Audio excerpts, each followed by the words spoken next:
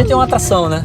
Eu já vi um parapente pousar numa casa e eu cheguei na casa e a casa toda fechada e o cara lá dobrando o equipamento dele sem entender nada. E aí foi aparecendo uma pessoa, foi aparecendo outra, porque viu uma coisa mais amigável, né? Um carro, uma pessoa chegar andando num carro, né? É normal, né? Uma pessoa chegar andando num carro é normal. Agora uma pessoa chegar do céu com um negócio colorido e baixar no terreiro dela, não era normal. Então simplesmente a mãe juntou os meninos, fechou as portas e não abriu. E o cara ficou lá dobrando o equipamento dele. E quando eu cheguei no carro, foi que eu vi a casa abrindo e tal. E o cara disse, mas não tinha ninguém nessa casa. Não tinha, rapaz. Aí eu fui chegando e a mulher disse, o que é isso? Não, isso é um paraquedas, tal, um parapente, veio voando, nunca vi isso não, moço. E vai explicar? Eu sou desse tempo e agora eu fico muito feliz de ver pousar, assim, parar na beira da estrada e tá as crianças assim admirando, sem se espantar, né? Como quem vê já é uma coisa comum para eles. É para Sacramento, é por aqui? É. Tem errado? Pra caramba. Desde pequeno a gente vê os pilotos passando lá, voando em cima da cidade de Madalena, porque é uma rota... É uma das principais rotas de voo do sertão, né? Então, desde pequeno, a gente sempre acompanhou aí o voo livre. Cara, o meu primeiro contato com parapente, com resgate, foi através dos recordistas brasileiros, entendeu? Naquela época, eles iam para Quixadá fazer tentar a quebra de recorde. Quando eu vi eles voando a primeira vez, fiquei muito apaixonado pelo voo. E sempre queria trabalhar com eles, ia pra rampa, segurar a vela, ia dar um suporte pros caras. E hoje eu tô aqui, né, trabalhando com os mais foda do mundo. Isso é uma grande conquista, né, pra qualquer um que tá no meio, né, no voo livre em si. Resgate. E aí, massa. E como é que tô trabalhando com os caras agora, né?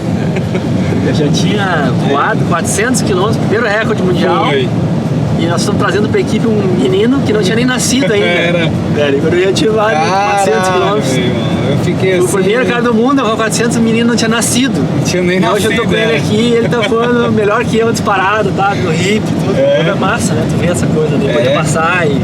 Caralho, eu fico assim, me perguntando muitas coisas. Tá junto com os melhores pilotos do mundo. Os recordistas é uma experiência a cada dia. Todo dia a gente aprende mais, tá junto com os melhores resgates do sertão, ter a oportunidade de estar fazendo parte da equipe, isso é mágico. Obrigado, galera. Bom, tudo que eu aprendi em questão de resgate, o começo, quem me deu o pontapé inicial foi o Dió, porque a gente era parceiro de voo, ainda somos parceiro de voo.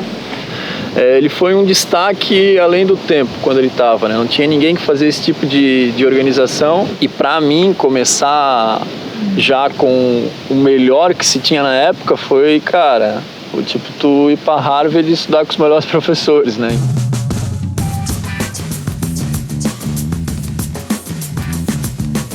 Lá você tem 3 malucos voando numa imensidão de 400 km com um babaca num carro atrás, correndo embaixo. E que vai estar seguro como? O Dió é referência, né, cara? Todo resgate conhece o Dió, já ouviu falar, se inspira nele e tenta chegar o mais próximo dele, né? Tentar fazer o melhor serviço possível.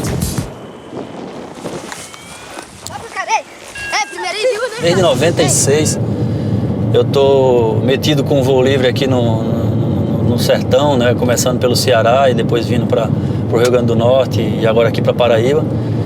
E estou envolvido com todas essas viagens, me envolvi também com as primeiras expedições usando o reboque como estrutura do Andy, né, do suíço Andy, da Flyway Andy. E todo esse conhecimento faz com que a gente seja requisitado, né, e está sempre presente. E também por querer, né, por gostar. Eu também sou voador, mas eu gosto muito disso que eu faço, de estar presente e dar essa segurança que eu sei que é importante. O resgate é fundamental, eles são nossos copilotos, entendeu? Eles participam de forma ativa em tudo, ajudando em tudo, né? E nos dá essa segurança de saber que eles vão chegar na gente. Tem voo que a gente saiu do Ceará, cruzou o Piauí e pousou no Maranhão. Maranhão! Em voo, a gente não é nada sem eles embaixo. Ele vai estar com os equipamentos de primeiros socorros, né? Caso a gente precise de alguma alimentação, eles vão ter, né? Então, toda a nossa confiança acaba indo diretamente a eles. Galera, olha o pouso de hoje. Olha o buraco. Agora é a hora que a gente facilita a vida do resgate.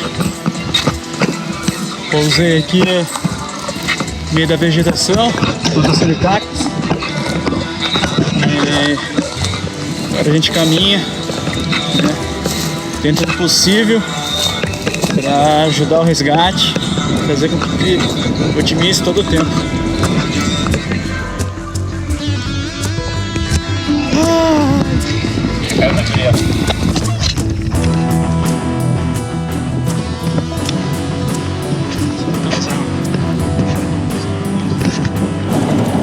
Ô Galeguinha, tu já passou um mata-burro na estrada de chão, não? Já, Caio. Só que é pra entrar no portão, na direita? Isso, o portão à direita após o mata-burro, Galeguinha, pode entrar. Sempre tem um caminho pro resgate. Galera, Galeguinho, amigo ajudou a gente aí. Ei, bonitão! Ô, garoto! Resgatado! Cara, pra tu virar um resgate assim bom, tem que estudar a rota. Chegou num canto diferente, tem que estudar. Se senta ali com 3, 4 motoristas, senta, discute, vê o que tá errado, o que não tá. E por aí vai, o cara vai só desenvolvendo, né? Tem que estar com GPS, celular. Hoje, com celular, melhorou muito. Antigamente, tinha o nosso amigo Dió, é um cara, né? Fazia o resgate no mapa e no rádio, cara. Isso é... Hoje a gente tem uma facilidade demais. Na época que a gente começou, que eu comecei a fazer resgate, nem eles nem eu tinha GPS. O voo era feito na navegação com carta, com mapa mesmo. Você voava, e na época se voava mais de asa delta do que de parapeito, o cara voava na asa delta com um mapa preso na barra e com uma estrutura que dava para ele ir passando o mapa, assim, tipo, rolando, né? O mapa, e ele voando, e ali ele vinha, identificava uma estrada, identificava um relevo, uma coisa ou outra, e ele ia fazendo essa leitura. E aí depois chega o GPS, aí o GPS facilitou muito a vida da gente, né? O piloto já voava com GPS. Eu ainda não tinha grana para ter o GPS, mas tinha um mapa e sabia colocar a coordenada no mapa, já era uma coisa, já era tecnológico. E o cara narrava para mim ali 2 ou 3 coordenadas e eu já ia ali no mapa, traçava, dizia, ele tá aqui nessa região. E aí chegava mais próximo com o rádio, a gente se encontrava. Isso já foi outra fase. Hoje a coisa evoluiu muito, né? Não tem mais essas dificuldades. Hoje a gente tem o Spot, que é uma segurança, tem os live que rastreiam a gente, né? Usa o Google Maps, então a coisa ficou bem mais fácil e mais segura, né? Mas naquela época a aventura era maior, né? Porra, cara. Menos de 1 quilômetro. Beleza, tem água no carro, cara. Tô morto de sede, cara. Acabou minha água do camelback.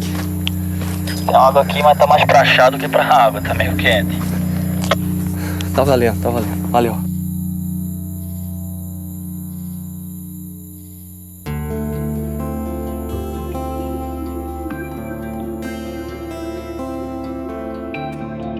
Acredito que o Nordeste todinho, o sertão completo, o Voo Livre deixou uma semente. Deu muita oportunidade pra galera também, sair de uma vida mal que vivia, aprendeu a voar. Eu vivia praticamente assim na roça, né, trabalhando com meu avô, minha avó. Depois foi criando aquela expectativa de eu fazer resgate e fazendo a minha evolução, entendeu? Voo livre ele foi tipo para mim uma faculdade hoje. No mundo do voo livre eu quero ter mais, voar muito, fazer muito resgate, conhecer vários lugares, cara, e conquistar esse mundão aí, né?